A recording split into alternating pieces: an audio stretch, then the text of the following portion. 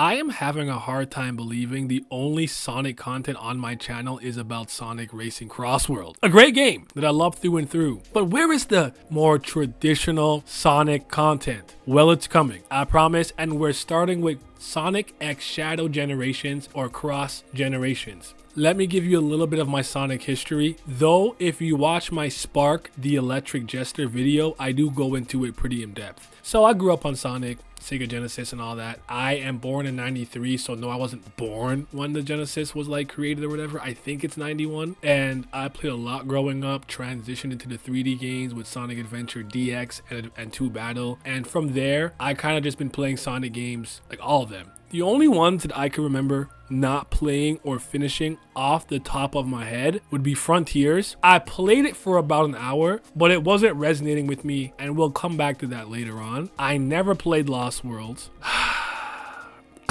I did buy Sonic Boom. I didn't finish it, but I bought it.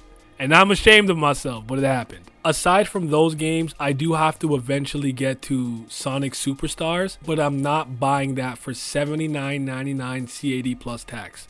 Fuck no. I also been playing a lot of Sonic fan games recently. That video will come soon, because boy, did I not know Sonic fans have been cooking, and I should have known because of like headcanon and Christian Whitehead for Sonic Mania and Sonic Mania Plus. What is wrong with me? And a lot of these developers or people who worked on Sonic fan games have gone on to make their own properties, like Penny and the Breakaway or Great Escape, the yo-yo game, I can't remember what it's called. Rolling Rascals with Curio-Matic. They also made that Snowboard Kids 3 Atlas type of concept for Slash and Mr. Dog and Dog Jr., which was super cool. But with that all being said, let's start with Sonic Generations. I'm going to keep this pretty basic and brief. I did not script this. Like the video, subscribe, hit the bell at the speed of sound. Let's talk about some Sonic, man. I'm very excited to talk about this on the channel. Sonic has been kind of divided, as far as I can tell, into 4 separate eras, if you will. You have the classic, aka Genesis era of Sonic. Then you have the adventure games with Adventure and Adventure 2, where you run a lot, keep your momentum. Then you have the boost style of Sonic games. And now we have hit the open zone era. I have played Generations before, and I enjoyed it thoroughly back whenever it came out. I think I want to say like 2010. I think it still holds up. They did make some changes. I heard Ian Flynn had changed some of the dialogue. I did watch a YouTube video to see what was the same. I don't care about Rouge the Bat's back being covered up or her chest being covered up. Those things don't really mean anything to me, though I am not a fan of censorship. I honestly hadn't played a boost Sonic game in so long, I had to kind of reacclimate myself. If I'm being honest, the only Sonic game these days I revisit all the time is Sonic Mania Plus and Sonic Adventure 2 Battle. I'm the coolest. In the year of 2026, still take care of my chows in all 3 chow gardens. I don't play around with that stuff. I think the boost gameplay for this game works. I'm personally not a fan. I am a fan of kind of creating my own momentum through gameplay, flow state, and actually hitting every jump, every slope, and making the right decisions every time. Sonic games are games where as you play them more and more and you acclimate yourself with the levels, you get better at executing, you get faster times, and you play more efficiently. Some of the gameplay you're going to see, I'm not going to lie to you, it's not the best. But as I've started to play these levels over and over, I'm starting to really get it and really kind of crack down and get my S ranks and get my time shorter and shorter and shorter, which is one of my favorite things about being a Sonic fan. The classic gameplay to me is still really good. I have heard that the physics are just ever so slightly off, and I know they've added the drop dash now, which is really good.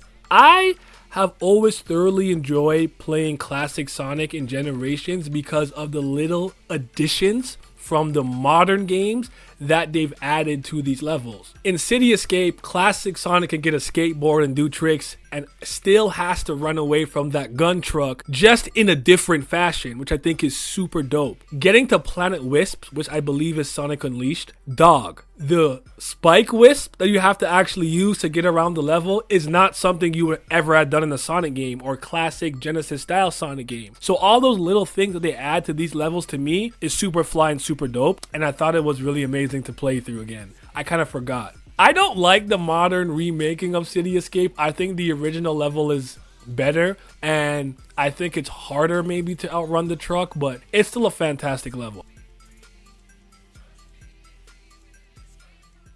I truly believe the zones that they chose to kind of celebrate Sonic's anniversary, whatever year it was a good selection.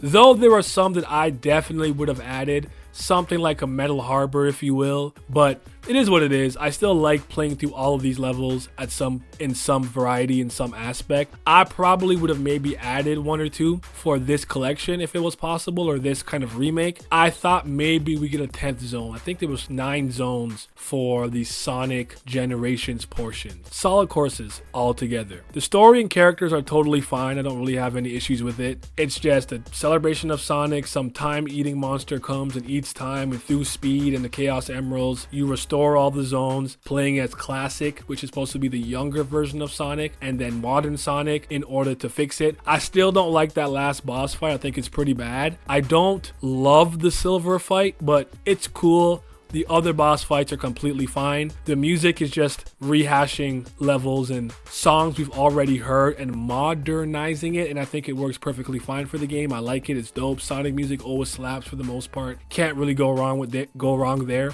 And if a Sonic game doesn't have great music, it tends to stand out, because since the first game with Green Hill Zone and the second game having stuff like Chemical Plant Zone, which is my personal favorite zone of all time. And I know we're getting tired of rehashing these levels, but I can never be mad at Chemical Plant. I love that stage so much. And I also want to talk about the hardest part of Sonic Generations, and boy did I almost crash out on stream. I don't remember doing this in the first game, so I'm wondering it's when it came to all the challenges. So real quick, after you beat, so let's say we're going to Green Hill Zone, you play Act 1 as Classic Sonic, Act 2 as Modern Sonic. Then they unlock these challenge gates. It'll be like collect 100 rings, and then get to the end of the stage within a certain amount of time. Destroy these many robots, or use SPO to help you maneuver through the stage. Little mini challenges that kind of test your skills. I hate the goalpost one where you have to hit the spinning goalpost to the end. That is ass. And that Modern Sonic one with goddamn Vector, where you have to hit the music note back at him, almost had me crash out on stream. That is literally the hardest thing I did in this entire game, is trying to hit back and forth the damn music note with Vector. And I just did not have a good time doing that. But aside from that, I think the Classic and Modern Sonic portion of the Sonic X Shadow Generation still holds up to this day. It's fantastic and still one of my favorite 3D Sonic games to go through. I'm still trying to get my times lower for several stages, especially the Modern Sonic ones, but damn, what a great showcase. But now it's time for that boy, Himothy, the ultimate life form, Shadow the motherfucking Hedgehog. My boy! It all starts with this. A jewel containing the ultimate power. My name is Shadow. I'm the world's ultimate life form. There's no time for games. Farewell! Gah!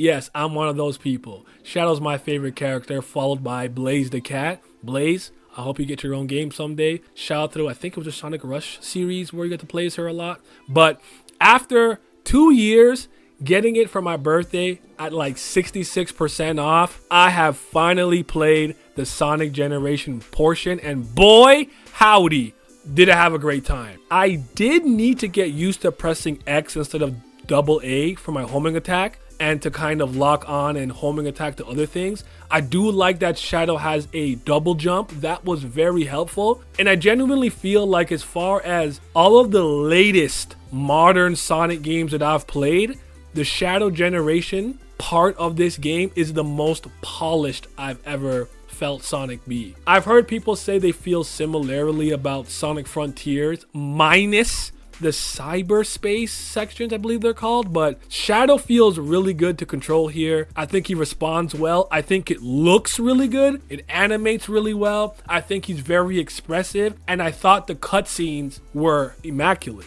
I still do not love his skating animation. I think Sonic Adventure 2 Battle got it right the best, like him just moving his legs really fast and putting effort into it. Though this is probably one of the best ones that I've seen, aside from, wait, real quick actually. I also don't love his boost animation. I remember when I first played Sonic Forces for free. The reason why you don't hear me talk shit about Sonic Forces, even though it's not a good game, is because I played it for free, and after 4 hours I moved on with my life, so I'm not tripping. I don't like him flying like that. However, if we're gonna do it, I don't know if you guys have ever seen Sonic Venture, the Dreams game that was made by a certain Sonic fan, like creation team, whatever the case. They made his flying animation look good, but I really would still prefer him to actually use his air shoes and skate when he's boosting. However, it is what it is. If I was going to use one, I'd use the Sonic Adventure boosting style kind of animation, but I really enjoyed Shadow's character in this game. I loved it. It moved me to tears even, but god damn it, Sega. If you make this dude go through the whole Maria ordeal one more goddamn time, I'm pulling up the fight. I'm hitting y'all with Chaos Spears.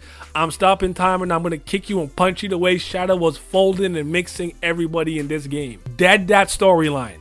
We get it, we got it, we've done it enough.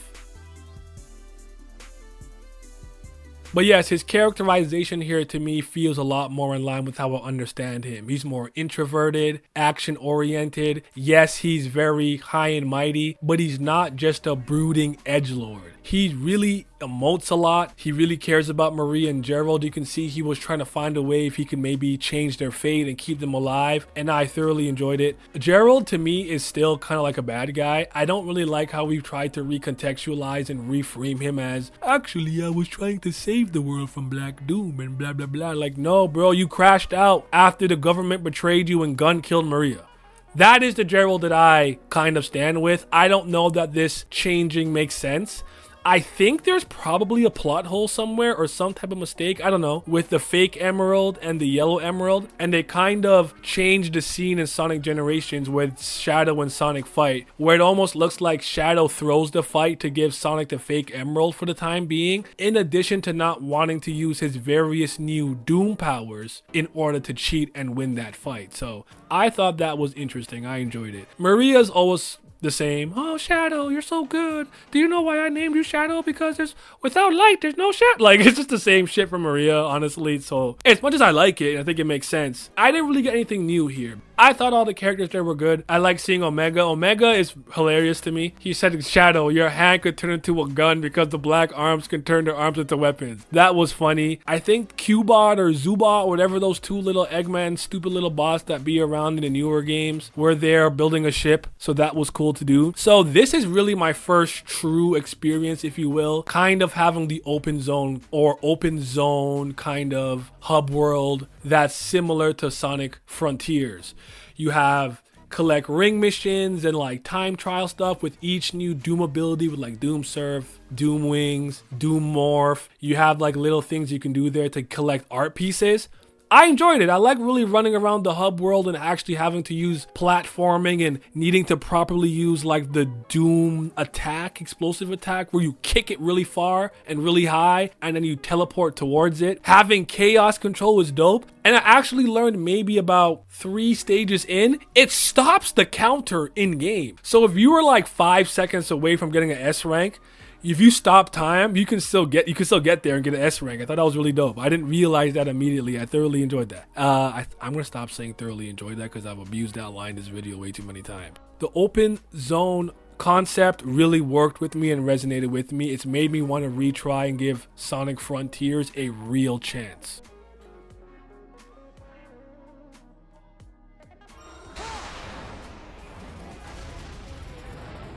As far as Sonic bosses go, or Shadow bosses go in the 3rd dimension, this has to be the best that I've ever experienced, that I'm thinking of. Usually you can do them really quickly, or they force you to wait a lot, and it's kind of boring because Sonic's a game you try to play pretty fast. I thought Metal Overlord was great. The Mephiles fight was great. I'm trying to remember what the other one was, but it's not coming to me. But even fighting Devil Doom and Neo Devil Doom was pretty dope. I did play Shadow Generations, but I just did one playthrough. I was not going to get every single version of it. I have watched the cutscenes and see what happened and saw the true ending, but yeah, I wasn't going to do all of that.